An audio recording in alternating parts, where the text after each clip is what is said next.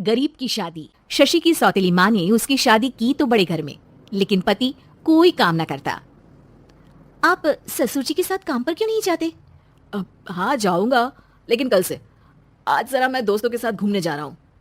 शशि के 2 बच्चे होते हैं, लेकिन रमेश का हाल वैसा का वैसा ही रहता है। एक दिन, सुनिए ना, बच्चा रो रहा है, इसके दूध के लिए पैसे नहीं है। अरे तो पिताजी से ले लो ना। क्यों? अगर आप में कमाने की क्षमता नहीं थी तो शादी क्यों की? तभी घर आई बड़ी ननद बोल पड़ती है। आहा, तुम्हारी माँ को साफ साफ कह दिया था कि लड़का ना कमाता है ना कभी कमाएगा। हम 4 बहनें हैं इसका ख्याल रखने के लिए, और पिताजी का इतना सारा पैसा, तुम्हें किस चीज की कमी रखी है? लेकिन थोड़े ही सालों में तकदीर बदल जाती है। शशि का ससुराल गरीब हो जाता है। सब बिकने के बाद शशि अपने पति, बच्चे और सास के साथ किराए के मकान में आ जाती है। मैं कोई नौकरी करना चाहती हूँ दीदी। अरे इतने बड़े घर की बहू थी शशि, तुम नौकरी करोगी? नहीं नहीं नहीं नहीं। नहीं करूंगी तो घर कैसे चलेगा? बच्चों को भी तो पालना है ना। तभी शशि का भाई आ जाता है। शशि, ये ले राशन का सामान, किसी भी तरह की कोई भी जरूरत हो तो बताना। भाई, अब मैं नौकरी करूंगी। देख बहन, वैसे तो मैं तेरे साथ हूं, लेकिन हाँ, मैं ये भी चाहता हूं कि तू अपने पैरों पर खड़ी हो जा। शशि को एक प्ले स्कूल में छोटे बच्चों को संभालने की नौकरी मिल जाती है। एक दिन, शशि, मेरे स्कूल को अब तुम संभाल लो, मैं कुछ दिनों के लिए अपने बेटे के पास जा रही हूँ। लेकिन प्ले स्कूल अकेले मैंने कभी नहीं संभाला है। अब ये सब मैं नहीं जानती, इतने महीनों में तूने जो देखा बस पूरे आत्मविश्वास के साथ उसे करना। शशि नीलम के जाने के बाद पूरे 1 महीने उसका स्कूल अकेले संभालती है, और फिर एक दिन आता है जब वो अपना खुद का स्कूल भी खोल लेती है। वाह शशि, तुमने आज मेरा सर गर्व से ऊंचा कर दिया। तुम्हारा यही आत्मविश्वास तुम्हें बहुत आगे ले जाएगा। नीलम, बहुत आगे जाने की चाह नहीं है, बस ये छोटा सा स्कूल मेरे बच्चों की अच्छी शिक्षा में मेरी मदद करे, यही मैं चाहती हूँ।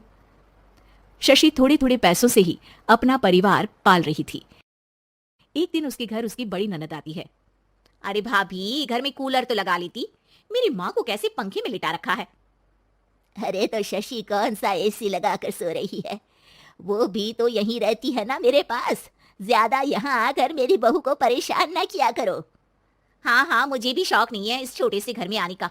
मैं तो बस ये बोलने आई थी कि मेरे बेटे की शादी है तो ननिहाल का जो नेग होता है वो ले आना। हाँ, जितना बनेगा कर देंगे, और ना हुआ ना तो वो भी नहीं करेंगे। तभी शशि बोल पड़ती है। अरे नहीं नहीं माँ जी, रीटा घर की बेटी है, उसके ससुराल वाले उससे शादी पर पूछेंगे कि मायके से क्या मिला। रीटा, तुम मुझे सामान की लिस्ट भेज देना, मैं पूरी कोशिश करूंगी कि तुम्हारी हर डिमांड को पूरा करे। अच्छा, मैं खाना लगाती हूँ। शशि ये बोलकर किचन में चली जाती है। धीरे धीरे कर शशि किसी न किसी तरह अपनी सारी ननदों की डिमांड भी पूरी करती, बच्चों की ख्वाहिशें भी, और उनकी पढ़ाई के लिए पैसे जोड़ती। एक दिन जब शशि का बेटा 12वीं पास करके आता है। माँ, अब तुझे काम करने की जरूरत नहीं है, मैं अब कोई ना कोई नौकरी करके पढ़ाई भी साथ कर लिया करूंगा। शशि को लगता है कि बेटा और आगे पढ़ाई करे, लेकिन वक्त की मार के कारण वो बेटे को काम के लिए हाँ कर देती है।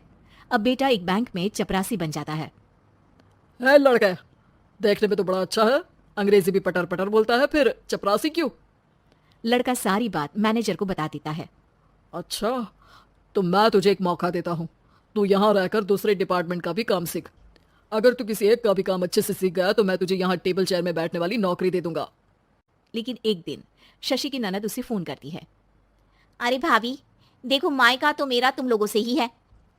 मैंने आपके बेटे और मेरे भतीजे प्रदीप के लिए यहाँ एक नौकरी देखी है, पूरे 5,000 मिलेंगे। वैसे करता ही क्या है, चपरासी ही तो है ना। कोई बात नहीं रीटा, मैं उसे इस शहर के बाहर नहीं भेजना चाहती हूँ, बाकी वो शाम को आएगा तो मैं पूछ लेती हूँ।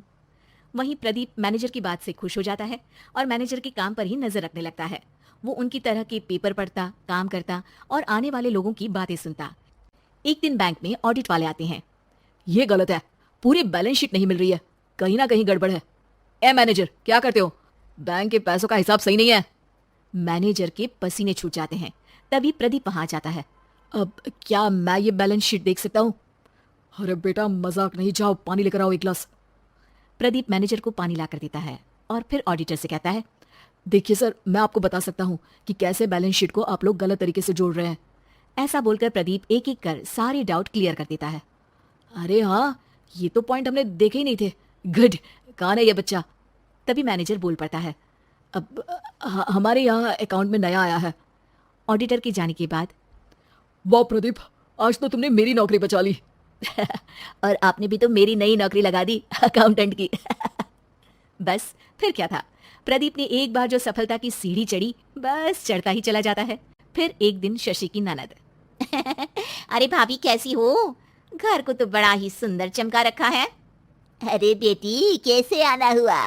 तू तो इस छोटे से घर में आना भी नहीं चाहती थी, कोई खास काम है क्या? अब हाँ, वो माँ, मेरा जो मजला बेटा है ना, वो अकाउंट से पढ़ाई कर रहा है, तो प्रदीप से बोलकर उसकी भी कहीं अच्छी नौकरी लगा दो ना।